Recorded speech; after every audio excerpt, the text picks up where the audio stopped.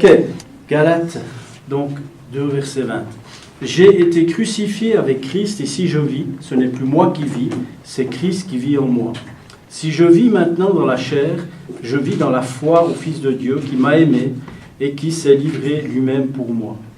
Je ne rejette pas la grâce de Dieu, car si la justice s'obtient par la loi, Christ est donc mort en vain. Voilà. Seigneur, merci pour ta parole. Merci de parler à chacun, Seigneur, ce matin. On a besoin de toi. Merci pour qui tu es dans chacune de nos vies. Amen. Voilà, j'ai été crucifié avec Christ. Et quelle est la particularité de quelqu'un qui est crucifié, si je puis dire, c'est que c'est quelqu'un qui est mort. Et donc, la parole sous-entend ici que nous sommes... merci.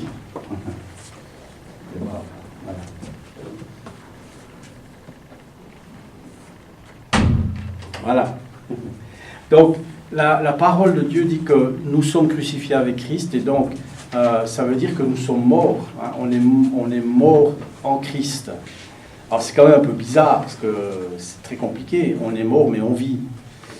Hein, on est un peu... voilà, c'est un peu une chose qui est difficile. En tout cas, on sait que notre chair, hein, c'est-à-dire nos faiblesses, notre chair, tout simplement, elle a été crucifiée. Donc, elle ne devrait plus être opérante. Hein. Malheureusement, vous le savez tous comme moi, parce qu'on a tous une chair, ben, c'est qu'elle est opérante, cette chair. Et vous savez, ça me fait penser à... Si vous prenez... c'est un peu glauque ce que je dis, mais si vous prenez un mort, et puis que vous y mettez de l'électricité à la bonne place, hein, vous allez pouvoir y faire bouger... les bras, hein, ou je ne sais pas quoi, ou la jambe, etc.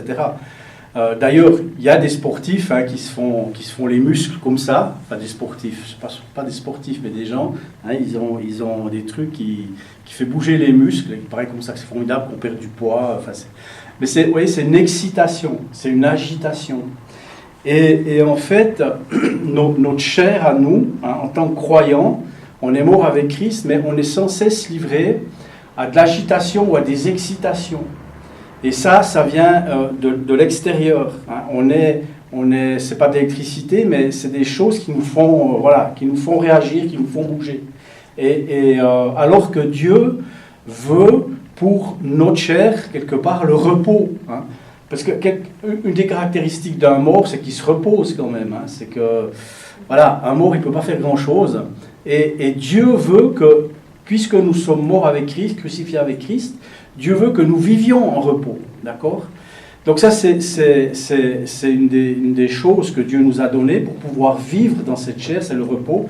Mais il nous a aussi donné, il y a l'agitation hein, qui vient de l'extérieur, qui fait qu'on bouge, on va expliquer après. Puis il y a aussi une autre chose qui vient aussi contre nous, c'est que des fois on est aussi en guerre. On est en guerre contre nous-mêmes parfois, on est en guerre contre les autres quand on ne veut pas pardonner. On est en guerre contre nous-mêmes quand on ne veut pas se pardonner, parce que c'est aussi important de se pardonner. Puis aussi, on est en guerre contre Dieu souvent. Hein. Souvent, on est en guerre contre Dieu. Et pour ça, justement, Dieu nous a donné la paix. Donc il nous a donné le repos et la paix. Et ce n'est pas tout à fait la même chose, le repos et la paix. D'accord ? Et c'est ce qu'on va expliquer. On va expliquer ça ce matin. Alors, l'agitation, hein, le manque de repos, d'où ça vient ? Alors, Deutéronome 28, 67 dit « Tu diras le matin si seulement c'était le soir, et tu diras le soir si seulement c'était le matin, à cause de la peur que tu éprouveras dans ton cœur et du spectacle que tu auras devant les yeux. » Ça, c'est une des conséquences de la vie de péché, hein, de la vie sans Dieu. C'est Deutéronome 28, 67.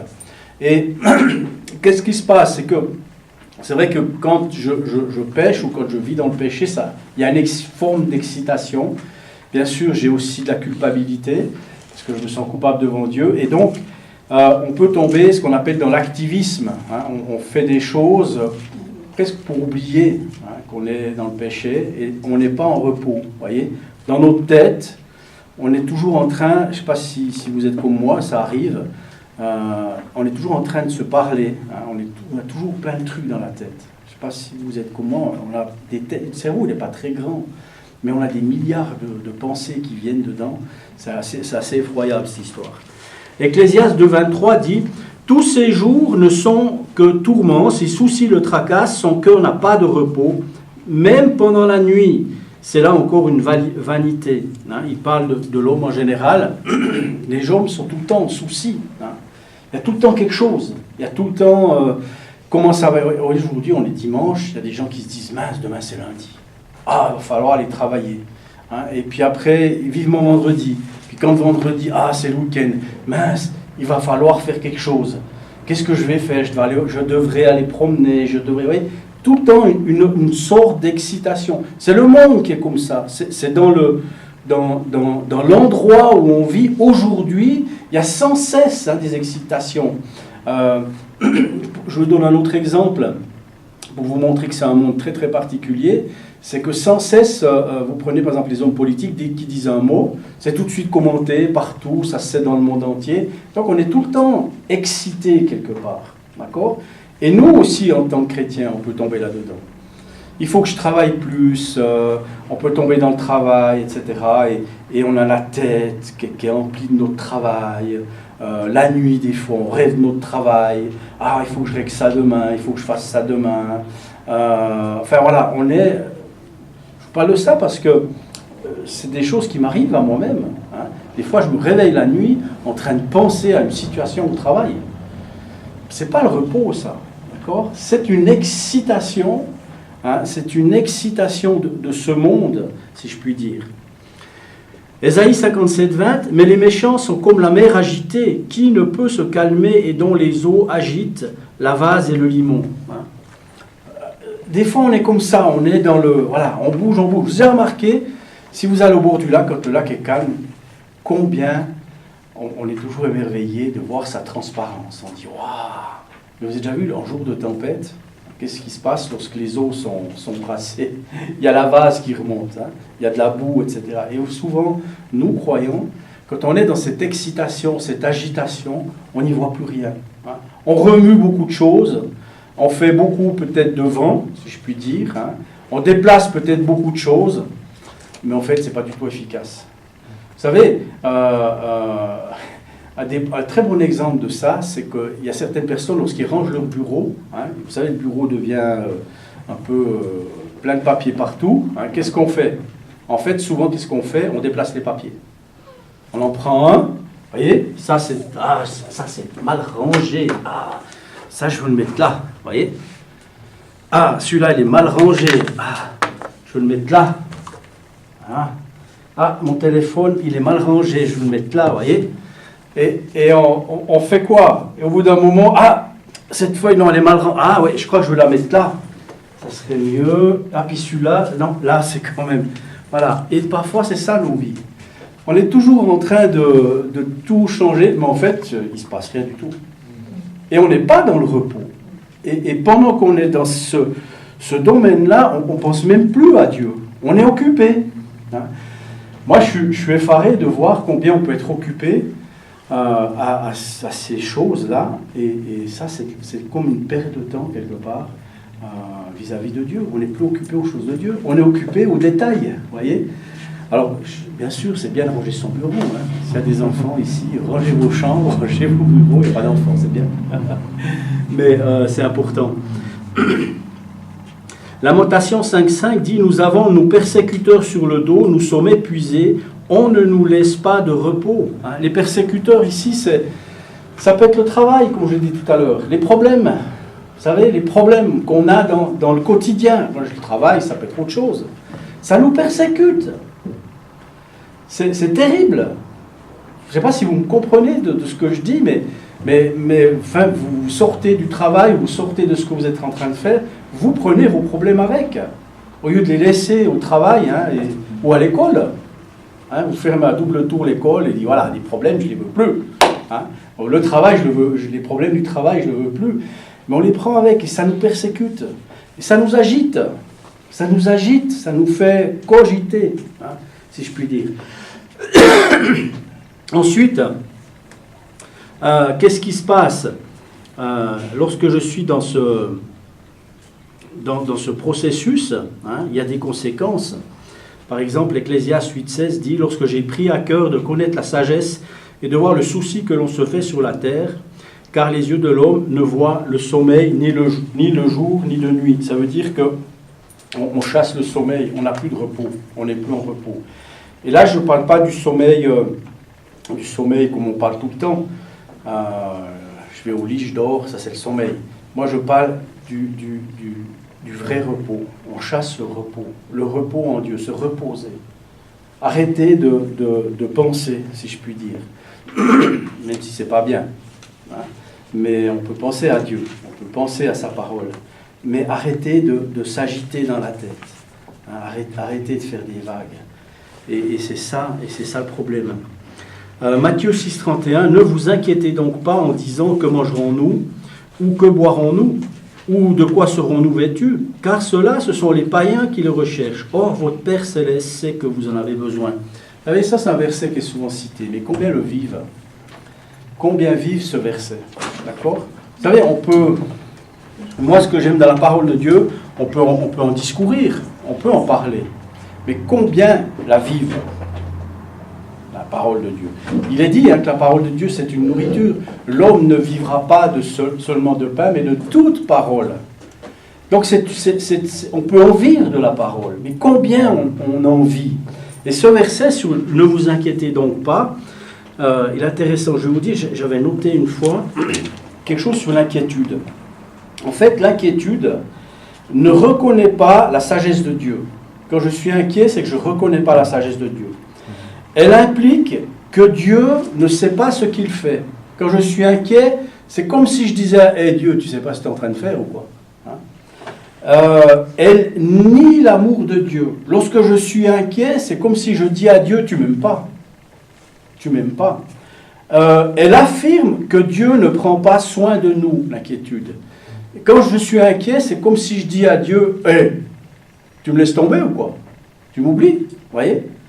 Et puis, elle nie la puissance de Dieu, comme s'il était incapable de délivrer. Ça, en d'autres termes, c'est quand je suis inquiet, c'est comme si je disais à Dieu « De toute façon, tu ne peux rien faire pour moi. » Bon, t'es Dieu, mais bon, pour moi, c'est terrible de dire ça. Hein. C'est comme si on était plus grand que Dieu quand on dit ça. Et voilà, Dieu, il peut faire beaucoup de choses. Ah, Dieu fait des miracles, mais bon, moi je suis marqué. Vous connaissez les expressions, je sens le gaz, personne ne m'aime, etc., etc., etc. Mais c'est n'importe quoi. D'accord? Donc, je n'ai pas à m'inquiéter. L'inquiétude, c'est une agitation. Ça nous secoue, l'inquiétude. Ça nous fait... Si, je pense à moi. Combien de fois maintenant, ça m'a passé, ça, heureusement. Mais dans le passé, combien de fois, quand je devais avoir un entretien avec quelqu'un, oh là là, je m'étais déjà fait 15 fois l'entretien.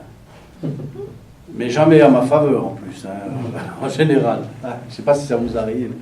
Alors, heureusement, ça passe.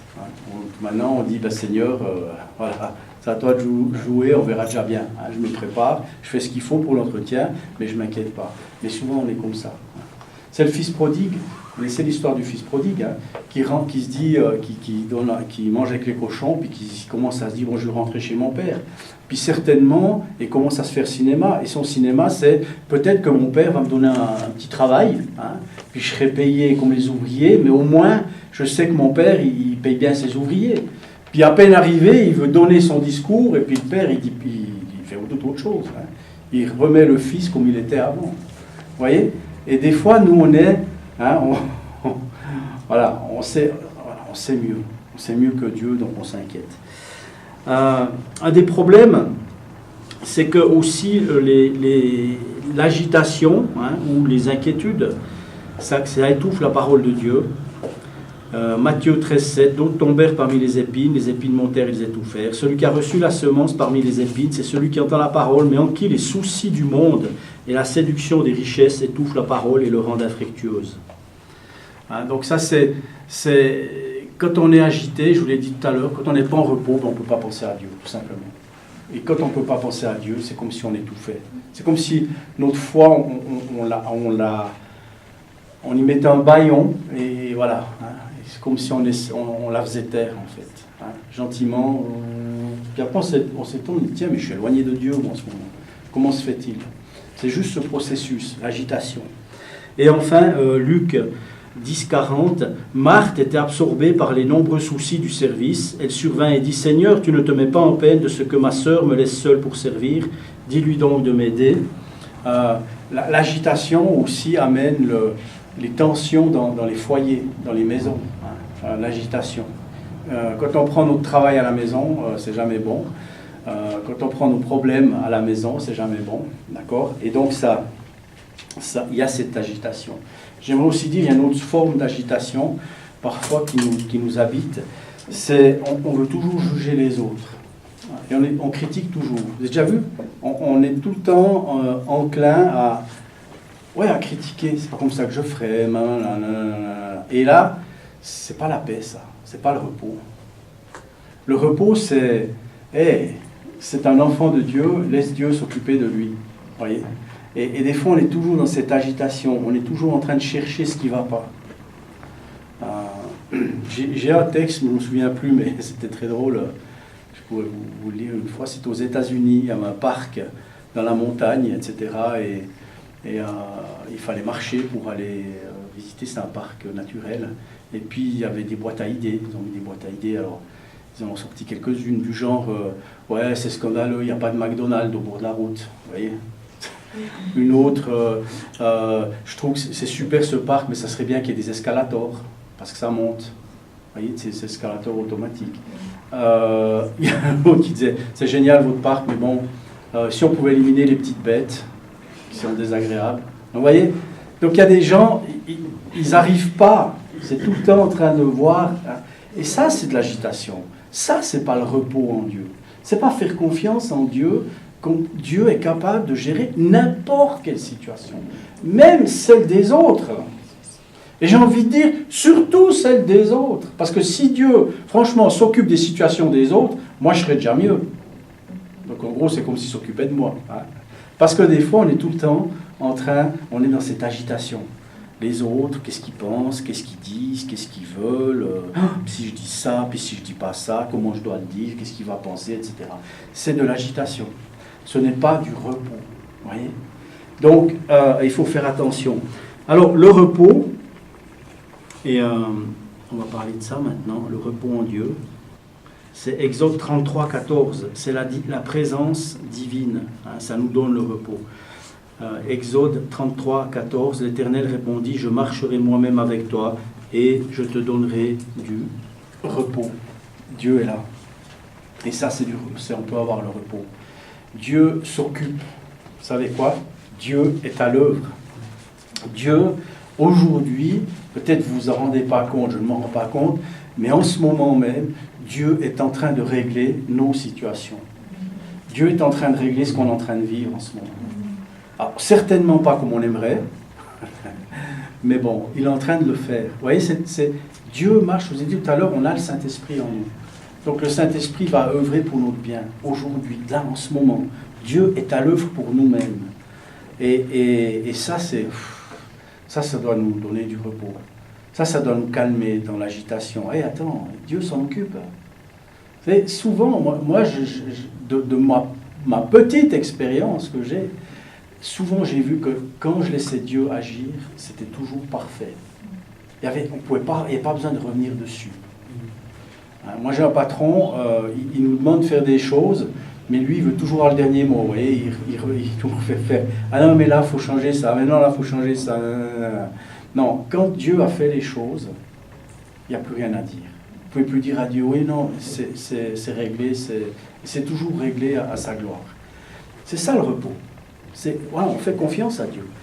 Un autre, c'est Psaume 55, 7, je dis, qui me donnera des ailes comme à la colombe, je m'envolerai et je trouverai une demeure.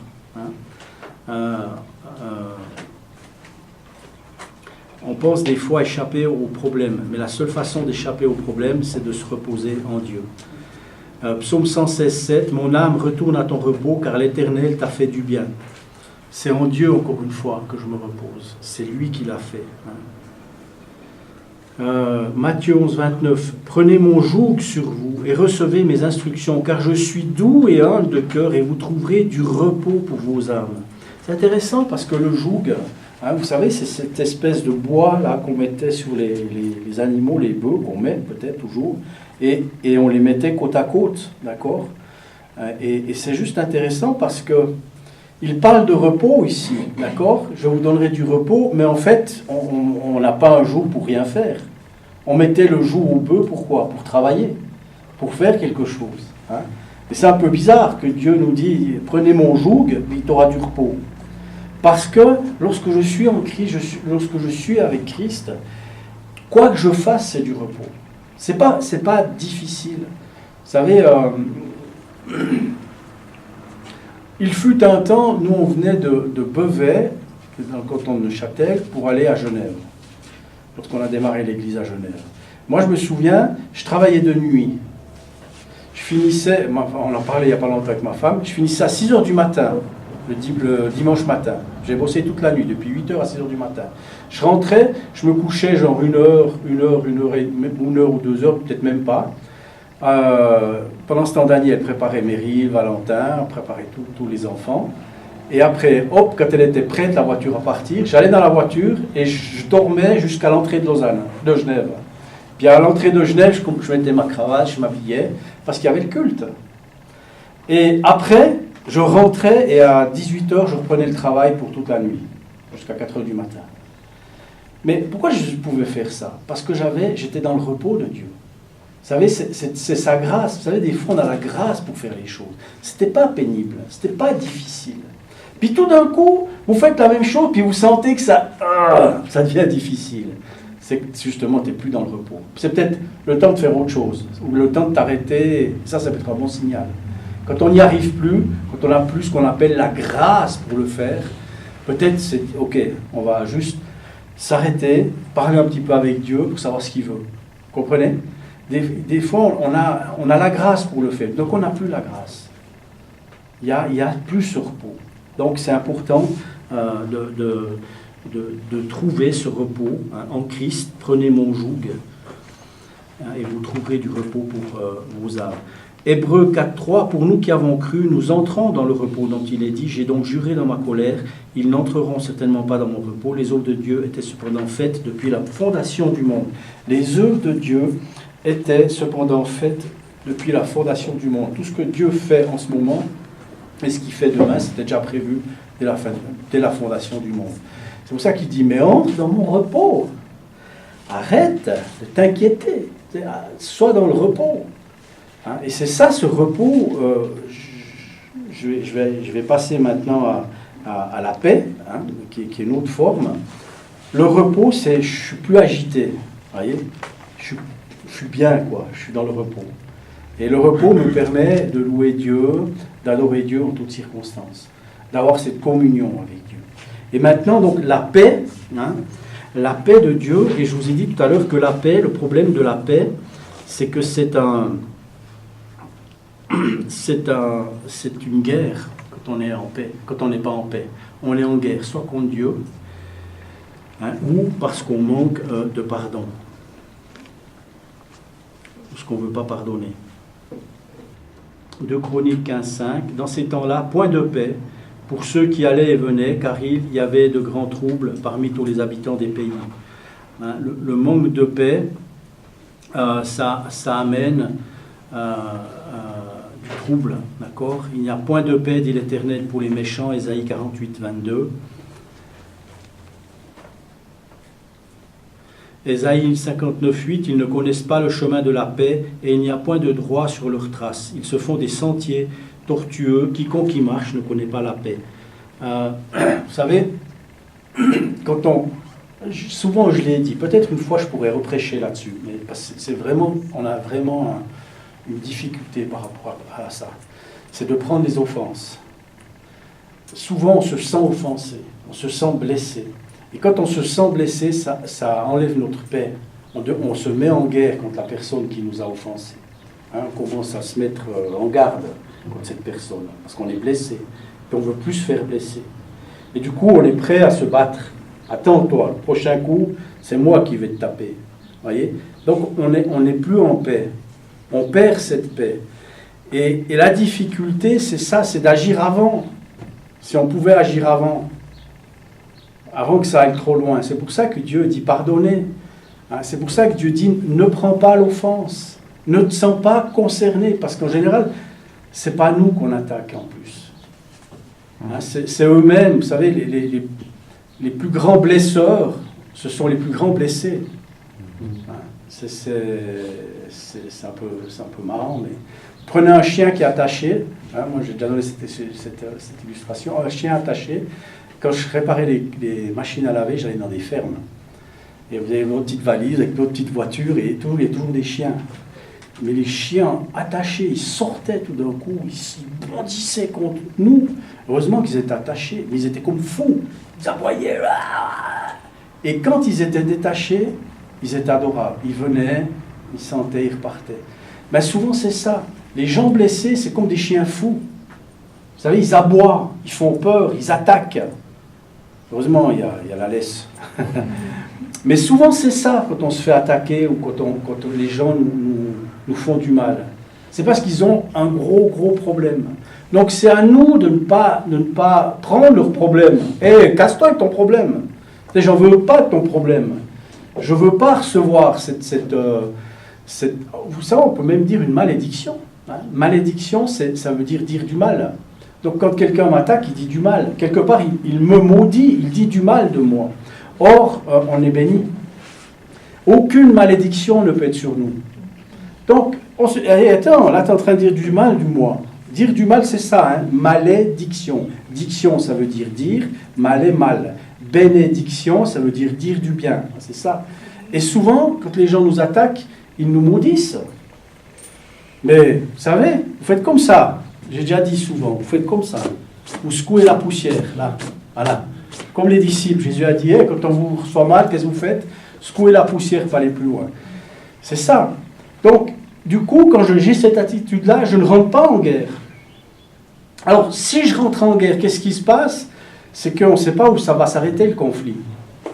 Regardez aujourd'hui les futurs conflits qu'il y aura peut-être, on n'espère pas, ou quand vous regardez comment ça se passe, qu'est-ce que ça commence d'un truc tout bête, puis ça grimpe, puis après vous avez toutes les armées du tel qui viennent, les autres, les machins, etc. Puis après, qu'est-ce que c'est difficile de les enlever, ces armées. On appelle ça la désescalade. Et à ce moment-là, c'est tellement dangereux que la moindre étincelle peut tout faire exploser. Mais nous, c'est pareil, voyez. Il ne faut pas rentrer dans la guerre. Et même dans la guerre contre Dieu. Et donc, parce que Dieu veut qu'on ait la paix. C'est pour ça que Jésus-Christ a dit, je vous donne ma paix. Alors, je vais vous donner quelques passages par rapport à la paix. Si j'y arrive. Alors, voilà. Psaume 4,9. Aussitôt couché, je m'endors en paix, car toi seul, ô Éternel, tu me fais habiter en sécurité. Ça, c'est la paix. Voilà. Je dors comme un bébé. Luc 1, 78 et 79. Grâce à l'ardente miséricorde de notre Dieu, c'est par elle que le soleil levant nous visitera d'en haut, pour éclairer ceux qui sont assis dans les ténèbres et dans l'ombre de la mort, et pour diriger nos pas dans le chemin de la paix. Romains 8, 6. Avoir les tendances de la chair, c'est la mort, celle de l'esprit, c'est la vie et la paix. Avoir les tendances de la chair, ici, ça parle des pensées. Avoir les pensées de la chair, c'est la mort. C'est pas la paix. Avoir celle de l'esprit, c'est la vie et la paix. Et en fait, c'est exactement, ça rejoint ce que je dis tout à l'heure. Lorsque je suis agité, sollicité par ma chair, ça amène à la mort. Alors que je laisse Christ vivre en moi, ça amène la vie et la paix. J'ai été crucifié avec Christ, et si je vis, ce n'est pas moi qui vis, c'est Christ qui vit en moi. Il y a une paix, j'ai plus besoin d'être en guerre. Regardez l'exemple de paix que Christ a eu à la croix. Il a dit, Père, pardonne-leur, parce qu'ils ne savent pas ce qu'ils font. Et s'il y en a bien un qui pouvait se sentir insulté, c'est bien Jésus-Christ à ce moment-là. En plus, dans la faiblesse de la chair, attaqué, blessé, etc., il a dit, Père, pardonne-leur. Vous imaginez? Ben, c'est cette personne-là qui vit en nous, c'est Christ qui vit en nous. Donc j'ai absolument la capacité de ne pas prendre les offenses, de ne pas me sentir blessé et de pardonner. Ça, c'est juste extraordinaire. Hein? Ça, c'est la grâce de Dieu.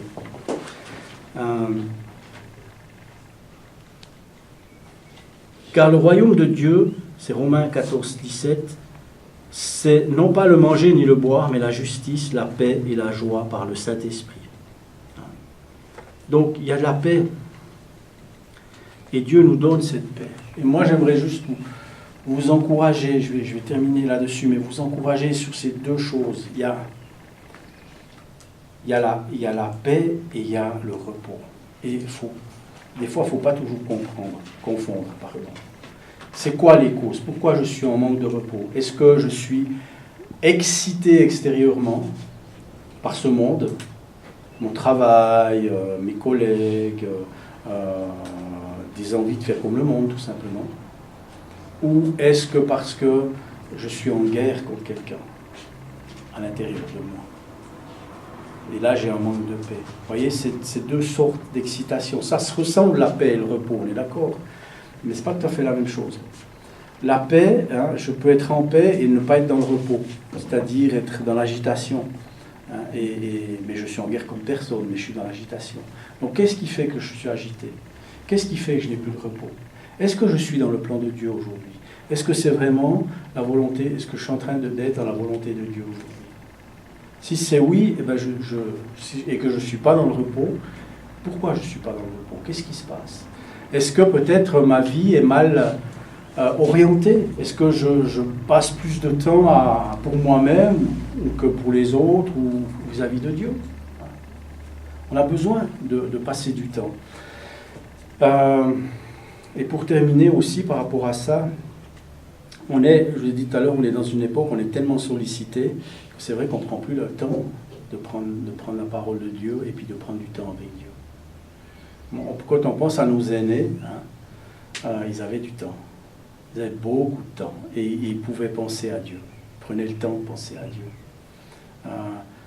Moi, d'où je viens, donc, de La Chaux-de-Fonds, en hiver, c'était juste... Il y a des gens qui ne pouvaient pas sortir de leur maison quand c'était l'hiver. C'est des gens, ils prenaient le temps. Ils prenaient le temps d'écouter Dieu, ils prenaient le temps de prier ensemble. Et aujourd'hui, malheureusement, c'est comme ça. Hein. On est dans un monde où on est sans cesse sollicité. Sans cesse, on est agité, excité. Mais c'est à nous de dire stop. C'est à nous de mettre les bonnes priorités. Qu'est-ce qui est prioritaire? Vous savez, aujourd'hui, l'Église, c'est d'avoir une famille spirituelle, d'avoir une Église, d'avoir des gens où on est ensemble, ça devrait être une priorité pour nous chrétiens. L'Église devrait être un lieu de repos. Malheureusement, souvent dans les églises, ce n'est pas un lieu de repos, c'est un lieu de guerre. Donc, frères et sœurs, c'est la guerre. Hein? En tout cas, t'as vu enfin, voilà. On ne va pas décrire cette église-là parce qu'elle ne nous intéresse pas. Nous, c'est le repos qui nous intéresse. C'est de s'aimer les uns les autres, c'est de s'accepter les uns les autres. On est tous différents. C'est de comprendre que quelqu'un tombe, c'est l'aider à se relever. Et non pas, vous savez, souvent ce qui se passe dans certaines assemblées, c'est quand quelqu'un tombe, pour se grandir, nous on y marche dessus, vous voyez. Comme ça on est plus grand, vous voyez. Puis lui il est encore plus... T'as péché de nouveau, hein? Eh ouais. Bienvenue dans l'église. Qui n'est pas pécheur dans l'église? S'il n'y a pas de pécheur ici, ou si c'est une église sans pécheur, moi je suis pas à ma place ici. Hein, si c'est une église sans pécheur. On est tous pécheurs. D'accord? Et on n'a pas à se montrer du doigt les uns les autres. Et c'est pour ça qu'aujourd'hui, on a besoin de ce repos dans l'église. Vous savez, c'est tellement compliqué. Si encore à l'église, il faut venir avec des histoires, des trucs, des machins. Et on vient pour se réjouir. On vient pour se reposer en Dieu. On vient pour la paix aussi. Voilà. Jésus nous a donné sa paix et il demande qu'on la redonne aussi, cette paix. C'est ça l'église. Si ce n'est pas un lieu de paix et de repos, à quoi ça sert? franchement, à quoi ça sert? Si c'est pour avoir les mêmes problèmes dans le monde, il faut tout de suite arrêter. Arrêtons toutes les églises. Mais comme on a la foi et on sait que Dieu est dans l'église et qu'il aide l'église à grandir. Cette église sans tache ni ride, dit la parole de Dieu. C'est nous. Amen. Amen. Allez, courage. Ok. Seigneur, merci pour ta parole et merci de parler encore à nos cœurs au nom de Jésus-Christ. Amen. Amen.